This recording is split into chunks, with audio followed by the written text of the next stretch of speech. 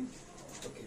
देखो अभी तक ना हम लोग दो इवेंट जो था ए और बी, करेक्ट, उसका यूनियन देखेंगे ना कि कैसे निकाले। उसका फॉर्मूला हम लोगों ने देखा था कि ए यूनियन बी को डिस्कस किया था, करेक्ट। लेकिन जब ये तीन होगा तो क्या फॉर्मूला होगा, समझ रहे?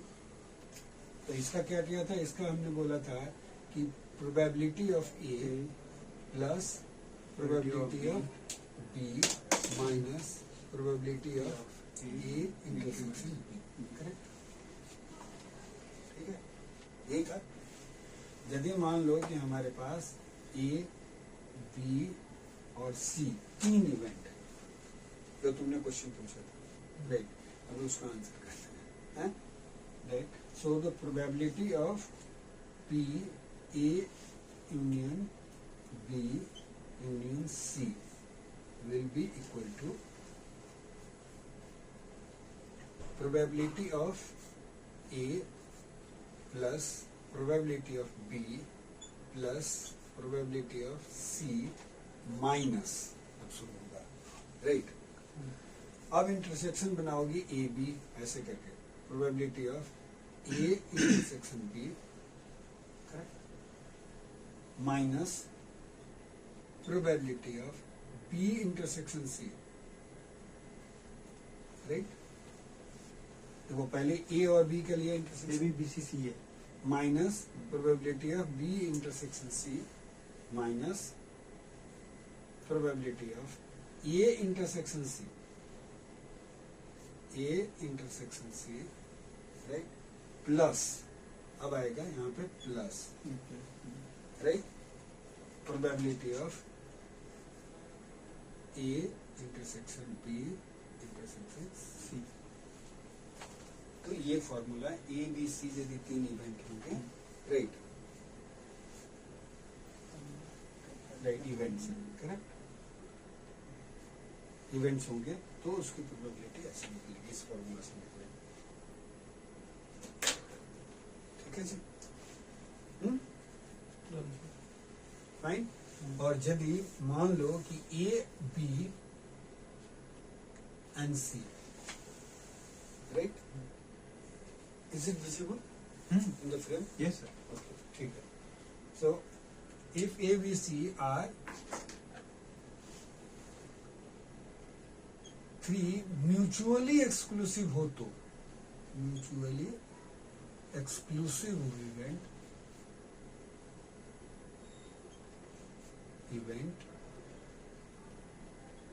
देन, करेक्ट, यदि म्यूचुअली एक्सक्लूसिव होगा तो देखो क्या होगा, P A B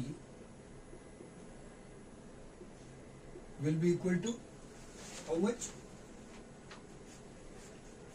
mutually exclusive होगा, राइट, तो दोनों में कोई कॉमन नहीं होगा, so the probability of A intersection B will be equal to 0, simple, correct ना, विल बी इक्वल टू 0। उसी तरह से similarly probability of B intersection C will be equal to 0, right, and तीनों चुकी हैं इसलिए probability of A intersection C will be equal to 0 because they will not have any common element. Mutually exclusive में एक ही event एक बार होता है, दो नहीं हो सकता है, या तीन एक साथ नहीं हो सकता, तो नहीं हुआ एक साथ, तो इसलिए इसकी प्रोबेबिलिटी क्या होगी, 0 हो जाएगी, क्योंकि number of element in A and B will be 0, so nominator 0 हो जाएगा ना, समझे, इसलिए प्रोबेबिलिटी जो होगी वो 0 हो जाएगी, करेक्ट। और तो fourth point, probability of A intersection B intersection C will be equal to 0, ये भी 0 होगा। म्यूचुअली एक्सक्लूसिव में ये तीनों चारों टर्म देखो, ये और ये सब क्या हो गया, 0 हो गया, राइट। तो जब म्यूचुअली एक्सक्लूसिव होगा तो P probability of A union B union C, मतलब at least any one of event के होने की प्रोबेबिलिटी, ए बी या सी के होने की probability will be equal to कितना हो जाएगा, P A plus P B plus P C, और ये तो 0 0 हो गया, ये तो सारे 0 हो गए थे, 0 minus 0 minus 0 plus 0, so that will be equal to, basically that will be equal to again PA plus PB plus PC, correct?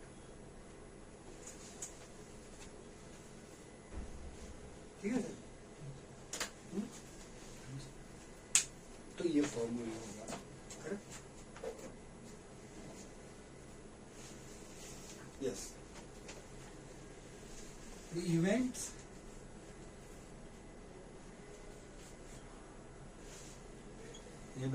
A, B, C, right, and C are independent है। देखो पहले वाला जो हमने ए बी सी के बीच का relationship जो दिया था वो इंडिपेंडेंट वाला नहीं दिया था, लेकिन यदि ये इंडिपेंडेंट होंगे तो तीनों, दो का तो हम लोग डिस्कस कर चुके, तीनों डिपेंडेंट होंगे तो उसके formulas, right? So in that case probability of B union C, right, will be equal to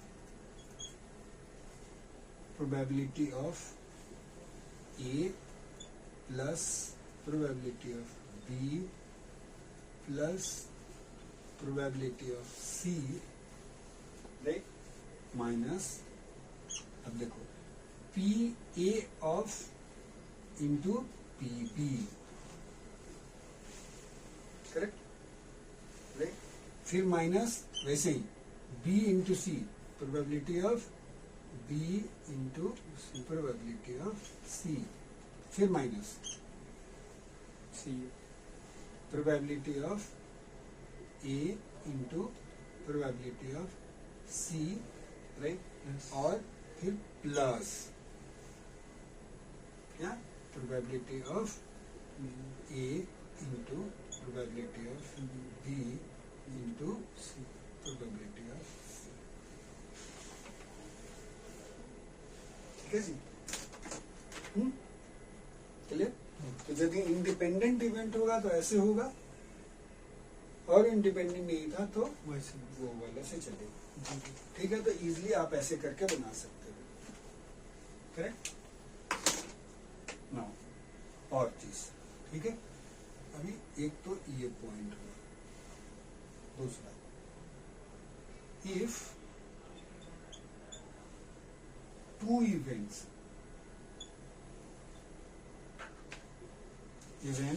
A and B are be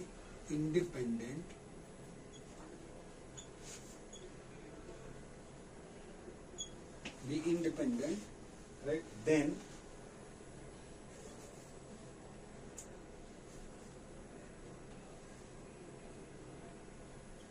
following events are also independent,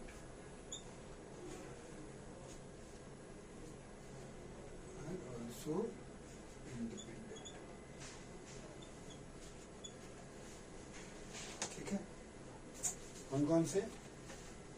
यदि ए और बी इंडिपेंडेंट हैं तो इवेंट, राइट? तो अभी जो the following events will also be independent. Number 1 A dash and B. A dash का मतलब complement, A complement बताया था ना, ए कंप्लीमेंट बी और बी जो होगा वो दोनों इंडिपेंडेंट हो जाएंगे। यदि ए और बी दो इवेंट इंडिपेंडेंट है तो ए का कंप्लीमेंट लोगे वो और बी दोनों ही इंडिपेंडेंट होंगे, करेक्ट? समझ में आया? Number 2 B dash complement of B and A, चाहे ए का कंप्लीमेंट कर लो तो कंप्लीमेंट ऑफ ए और बी इंडिपेंडेंट होंगे, बी का कंप्लीमेंट कर लो तो complement of B and A will be independent, right. And third, complement of A and complement of B, they will also be independent. समझ गए, राइट. कंप्लीमेंट निकालते हैं सैंपल स्पेस से. सैंपल स्पेस में क्या करते हैं कि एक में जो एलिमेंट थे उसको क्रॉस कर देना, उसको हटा देना, बाकी जो बचेगा वो एलिमेंट हो जाएगा. ठीक है, समझ गए. तो जो बाकी बचेगा उस एलिमेंट के साथ बी का भी जो होगा वो भी इंडिपेंडेंट होएगा. ठीक है, ये सारे जो रूल्स ऑफ फॉर्मूला जो देख रहे हो ना, ये सारे ऑब्जेक्टिव प्रॉब्लम सॉल्व करने में बहुत मदद करेंगे. कहीं भी जो ऑब्जेक्टिव एग्जाम दोगे, इवन तुम पास आउट होकर के यदि मेडिकल फिजिक्स का दे रहे हो, RSO में, ये सारी चीजें, इवन बहुत सारे इंट्रेंसेस में स्टैट्स और प्रोबेबिलिटी तो आता ही आता है. ओके, तो जितने अच्छे से आपको सब्जेक्ट फंडामेंटल्स की समझ होगी, it will be easy for you to solve quickly. Okay, ठीक है. और फिर विद दैट इसको मिटा देते हैं. ऑफ ए डैश बी, मतलब A complement intersection B will be equal to probability of, वैसे ही A intersection into probability of, क्यों? क्योंकि वो इंडिपेंडेंट इवेंट से, राइट, उसी के कंटिन्यूएशंस में है. जो पहला जो हमने लिखा था बोर्ड पे, उसी के कंटिन्यूएशंस में कि A इंटरसेक्शन B जो था, हमने क्या बोला था कि यदि A और B दो इंडिपेंडेंट इवेंट हैं तो A डैश B और B इंडिपेंडेंट होंगे. तो जब ये दोनों इंडिपेंडेंट है, इसीलिए क्या हुआ, probability of A dash intersection B जो है मल्टीप्लाई हो गया. Probability of A dash which is the A complement multiplied by B, correct. So again here also probability of A intersection B dash will be probability of A multiplied by probability of B dash, correct. Or similarly, A dash intersection B dash will be equal to probability of A dash into probability of B dash. Okay, ठीक है, बढ़िया, सही है sir. दूसरा चलते हैं, एक term आएगा, अभी हम लोग बात करें कंडीशनल प्रोबेबिलिटी. अब हम डिस्कस करेंगे क्या, कंडीशनल प्रोबेबिलिटी. देखो अभी तक ना हमने जो भी डिस्कस किया था, हम लोगों ने क्या डिस्कस किया था, हमने डिस्कस किया सिर्फ इंडिपेंडेंट इवेंट्स है, तो उसके फॉर्मूला के बारे में बात करी, म्यूचुअली एक्सक्लूसिव है, इक्वली लाइकली है, इस टाइप की बात करी, राइट. लेकिन ये तो जरूरी नहीं है कि इसी टाइप के इवेंट्स आएंगे, सारे इंडिपेंडेंट ही होंगे, डिपेंडेंट भी तो होंगे इवेंट्स, राइट. तो दूसरे टाइप की प्रोबेबिलिटी जो आती है वो कंडीशनल प्रोबेबिलिटी आती है, या डिपेंडेंट भी इसको बोल सकते हो एक तरह से, correct.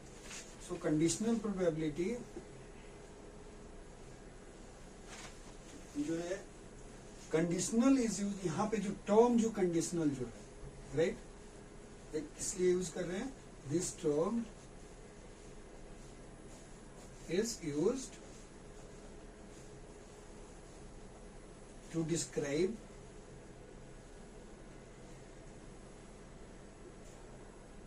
describe the occurrence of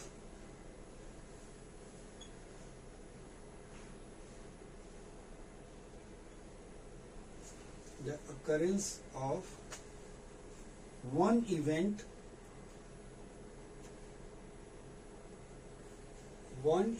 A, occurrence of one event A given that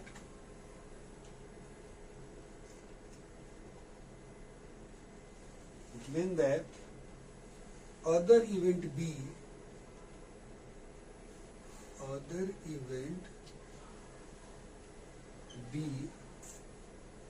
has already occurred.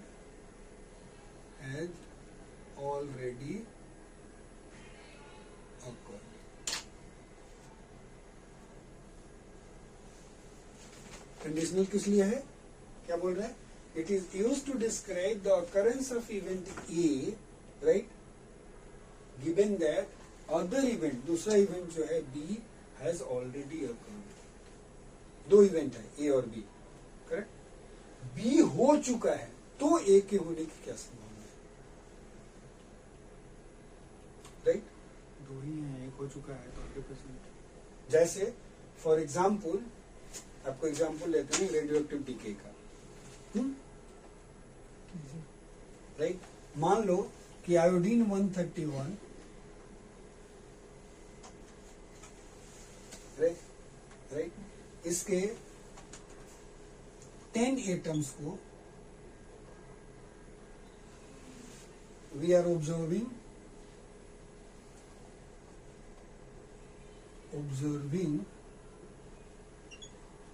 for decay for 1 week.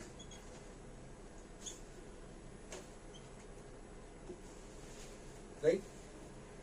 मान लो we are observing for decay, इसके लिए 10 atoms we are observing for decay, right? 2 week, correct? तो एक atom के survive, यदि वो 1 week में survive कर गया है, क्यों कोई एक पर्टिकुलर एटम, राइट, कोई भी एक पर्टिकुलर एटम यदि 1 वीक तक सरवाइव कर गया, मतलब डीके नहीं हुआ, तो उसके सेकेंड वीक में डीके होने की क्या प्रोबेबिलिटी है? कंडीशन लगा दिया। देखो, आप मेरी बात समझ रहे? We are observing 1 atom, let's say 1 atom, right, has survived or not decayed, correct? Has survived, that is not decayed, then what is the probability? The probability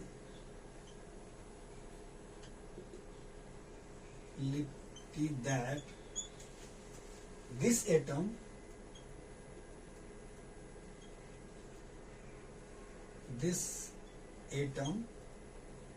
will survive in the next week, in the second week.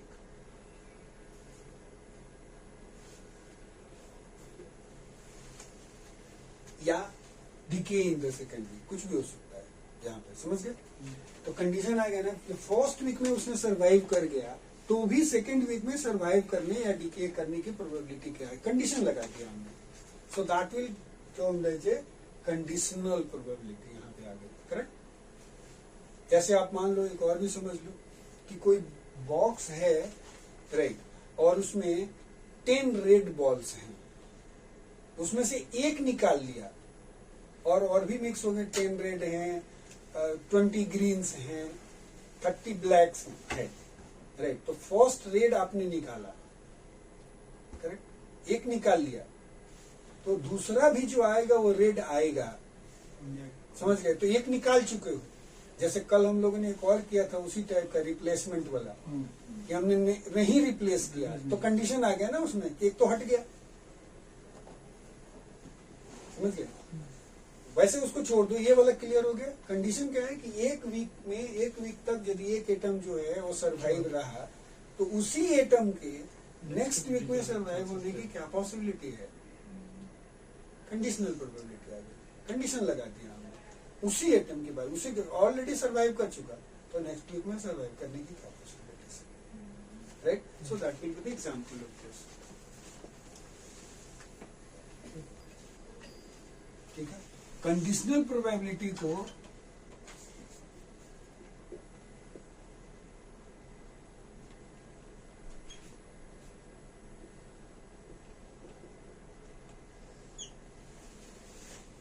कई बार conditional probability, इसको compound भी बोल सकते हो, compound probability भी बोल सकते हो, कई कई लोग कंपाउंड प्रोबेबिलिटी भी बोल सकते हैं, राइट। इसको क्या बोलेंगे, कंपाउंड प्रोबेबिलिटी भी बोलते हैं कई बार।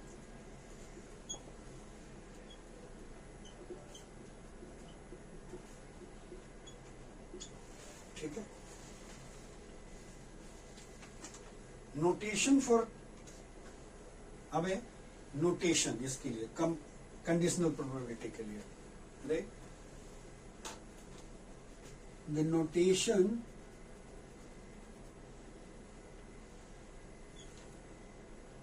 For conditional probability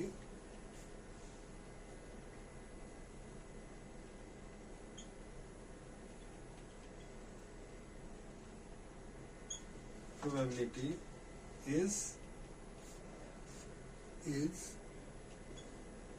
PR, A ऐसे करके लिखते हैं B, ठीक है।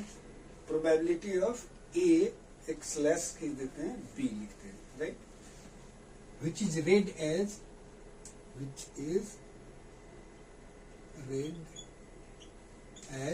पढ़ते कैसे हैं, प्रोबेबिलिटी ऑफ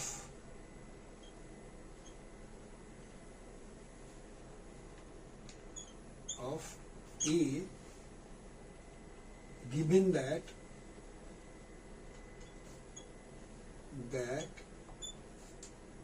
B has occurred.